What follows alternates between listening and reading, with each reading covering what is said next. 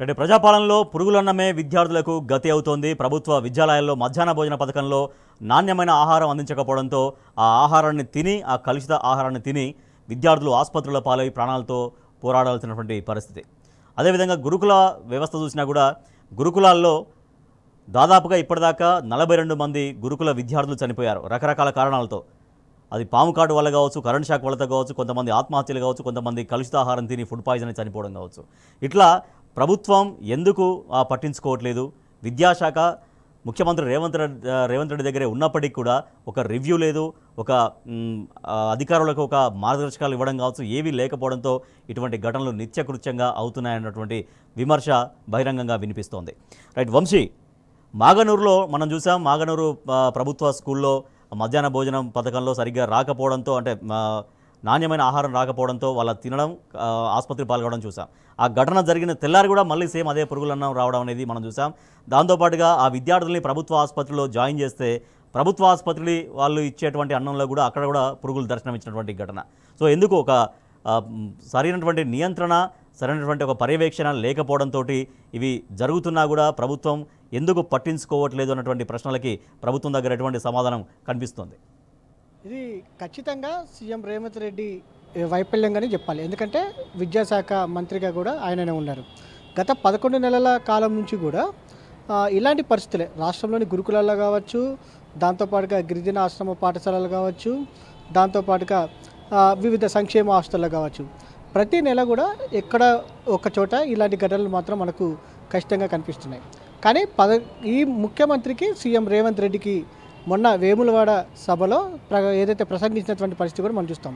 అంటే దాదాపుగా 11 నెలల తర్వాత విద్యార్థులు చనిపోతున్నారు, విద్యార్థులు అస్వస్థకు గురవుతూ ఉన్నారు, ఫుడ్ పాయిజన్ అవుతుంది అని గ్రహించారని కూడా విమర్శ అనేది ఒకటి ఉంది.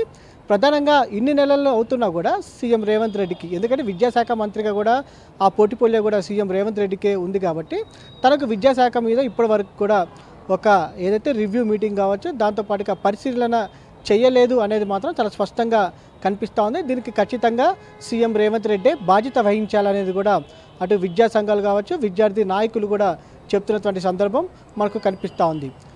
ఖచ్చితంగా అటు అధికారులపైన నియంత్రణ లేకపోవడము, దాంతోపాటుగా సివిల్ సప్లై పంపించేటువంటి బియ్యానికి సంబంధించి కూడా వాటి నాణ్యత ఉన్నాయా లేవా అనేది పరిశీలన లేకపోవడం అనేది కూడా ఒక కారణం కావచ్చు.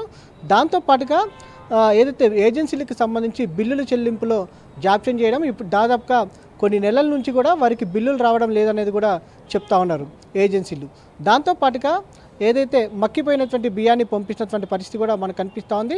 సన్న బియ్యాన్ని నిలిపివేసినటువంటి పరిస్థితి కూడా మనం చూస్తూ ఉన్నాము.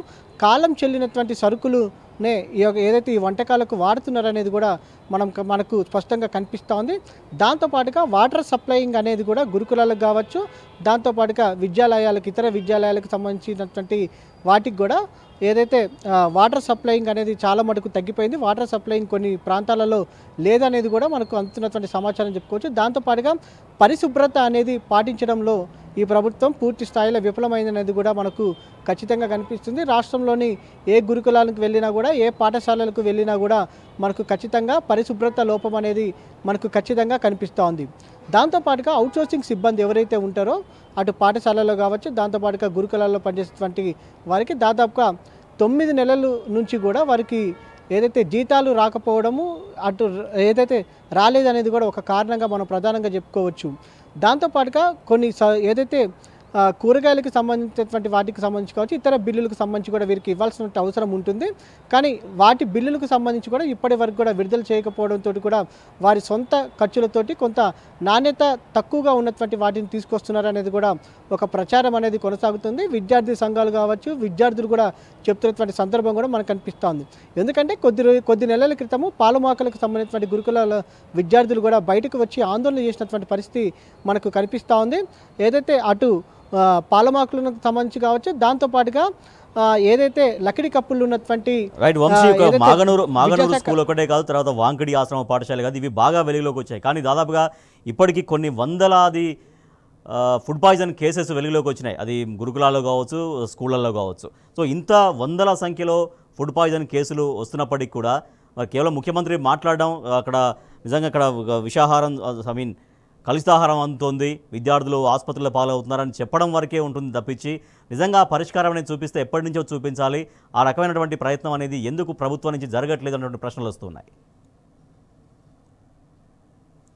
వైఫల్యంగానే చెప్పొచ్చు. ఎందుకంటే వీటి నియంత్రణకు సంబంధించి కావచ్చు, దాంతోపాటుగా వీటి పరిశీలనకు సంబంధించి కూడా అటు ఏదైతే ప్రభుత్వం ఆదేశాలు ఇవ్వాల్సిన అవసరం ఉంటుంది. ఎందుకంటే విద్యార్థుల భవిష్యత్తు, విద్యార్థుల ప్రాణాలకు సంబంధించినటువంటి అంశం కాబట్టి ప్రతి విషయంలో కూడా జాగ్రత్తలు తీసుకోవాల్సిన అవసరం ఉంది. ఒకటి, విష జ్వరాలతోటి గురుకులాల్లో కావచ్చు, ఇతర పాఠశాలలో కొంతమంది విద్యార్థులు చనిపోయారు. వీటికి సంబంధించి కూడా వైద్య సేవలు, ప్రాథమిక వైద్య సేవలు అందించి ఉంటే ఆ విద్యార్థుల ప్రాణాలు పోయేటటువంటి కావు. కానీ ఆ దిశగా ప్రభుత్వం చర్యలు తీసుకోలేదు. ఆ విషయంలో కూడా విఫలమైనటువంటి పరిస్థితి కూడా మనకు కనిపిస్తూ ఉంది.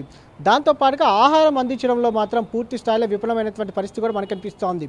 అంటే ఈ 11 నెలల కాలంలో దాదాపుగా 600-700 మంది వరకు కూడా విద్యార్థులు ఈ విష ఆహారం తిని అటు ఆసుపత్రులు అడ్మిట్ అయ్యారంటే ప్రభుత్వ వైఫల్యం ఏ విధంగా ఉంది అనేది మాత్రం మనకు ఖచ్చితంగా కనిపిస్తుంది రాజేష్.